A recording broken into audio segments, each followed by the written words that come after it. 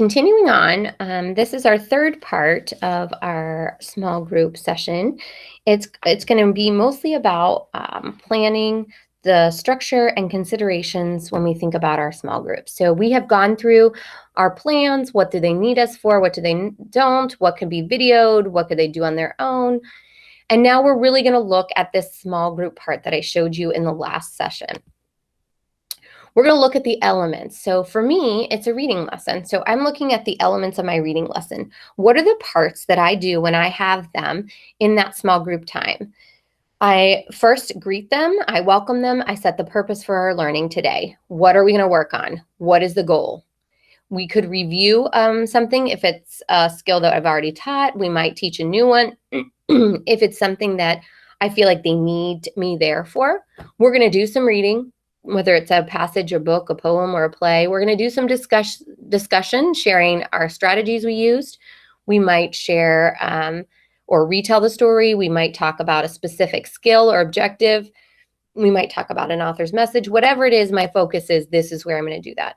We're going to have some sort of keep thinking activity. But again, like I said before, I'm not going to have them do this in reading group.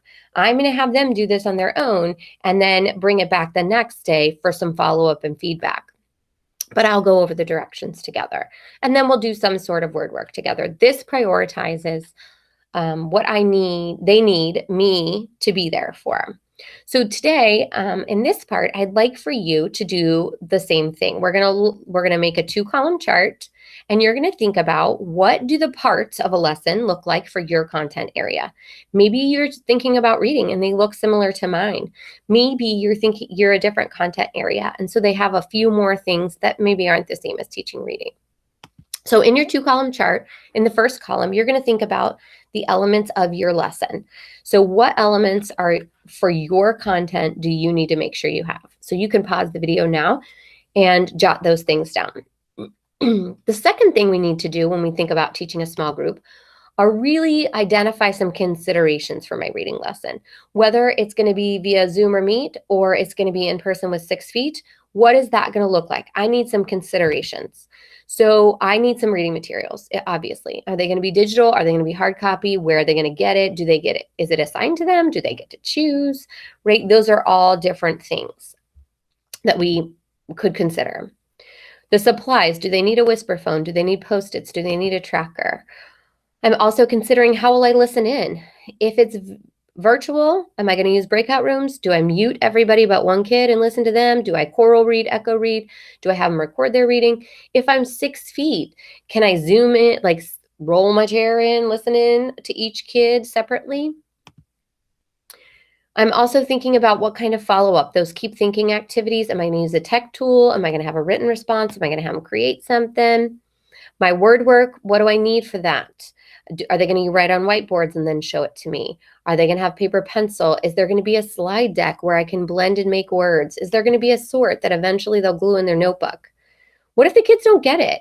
Do I need to teach a separate group one-on-one? Do I need to do a reteaching lesson? Do I need to plan my group a different way? How are we going to get these group norms? Do I set them up before we transition to remote?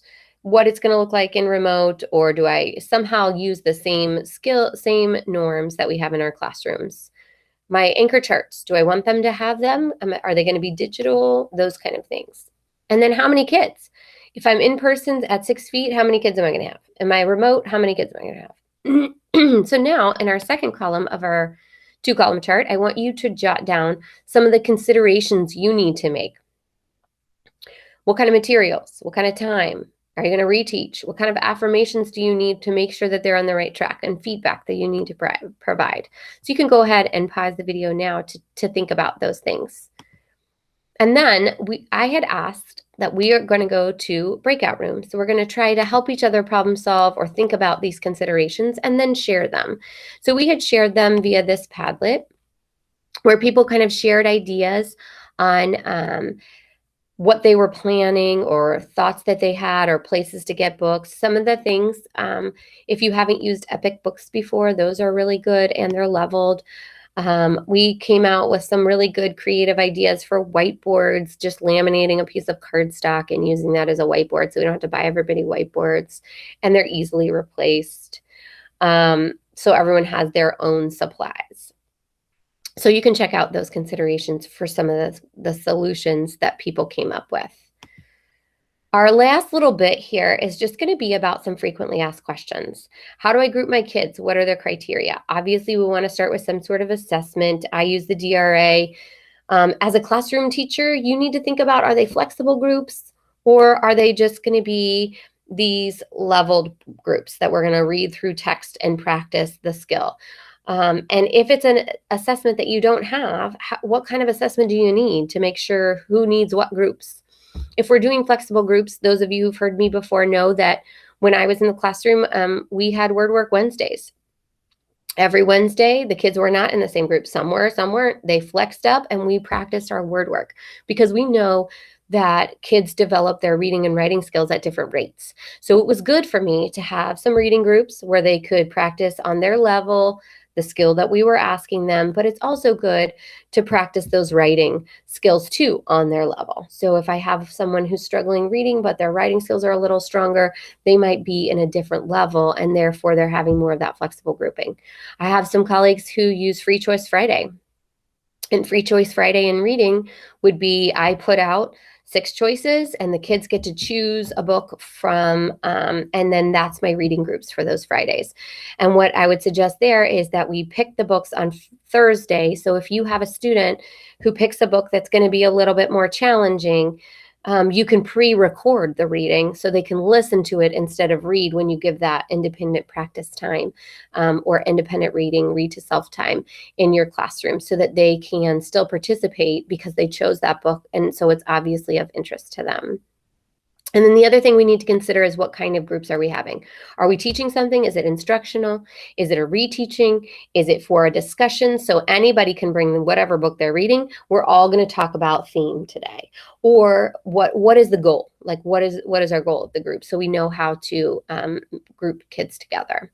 The other question we often hear is how often do we meet? And I think it depends on the purpose. Our instructional groups or practice groups are going to meet more frequently. Our reteaching ones might meet less frequently, and the people who go in them might vary based on who needs the reteaching and who doesn't. Some other tricks that or tips that we had were making our using the end part of our group time as a one-on-one.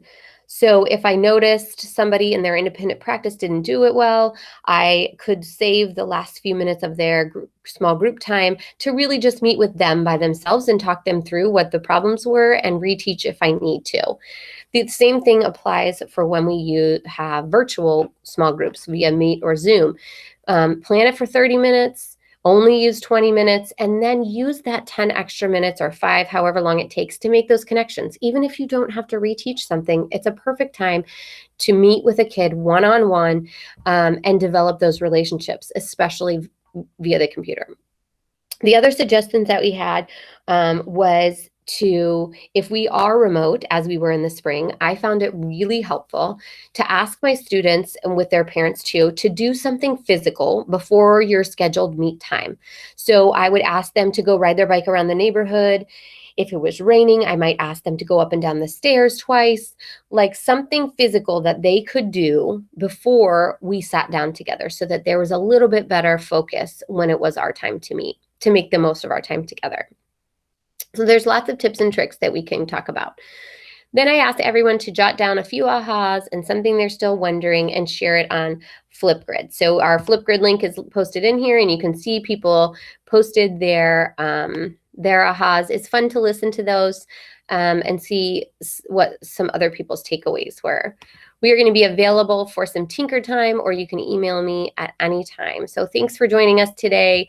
Hopefully you got some good work out of our time together and you feel more confident about going into your small group teaching.